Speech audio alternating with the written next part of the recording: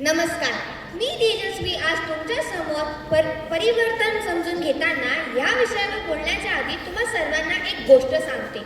एक मनुष्य पहाटे समुद्रकिनारी फिरायला गेला होता. त्याला असं दिसलं की पहाटेच्या भरतीच्या लाटांबरोबर शेकडो मासे किनाऱ्यावर आलेले होते आणि भरतीचा ओघ ओसरल्यावर पाणी निघून गेल्यामुळे ते तिथेच अडकून पडलेले होते. उगवत्या उन्हाबरोबर ते मरणार हे निश्चित होते. भरती अगदी नुकतीच आल्यामुळे ते अजूनही जिवंत होते. त्याने त्यातला एक मासा उचलून पाण्यात फेकला, मग दुसरा, तिसरा असे त्याचे काम चालू राहिले. तोपर्यंतच एक मनुष्य येऊन त्याला विचारतो, अरे तू हे काय करतोयस? असे तू कितीच माशांना मदत करू शकशील?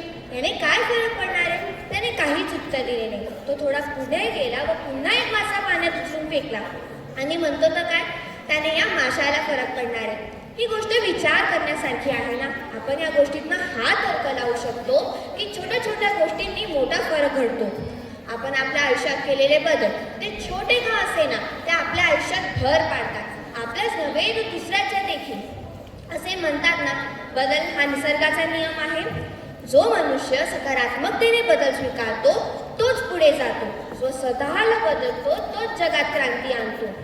जर आपल्याला आपले जीवन आनंदी आणि अनुभवी घडवायचे असेल तर बदल स्वीकारणं अत्यंत गरजेचे आहे.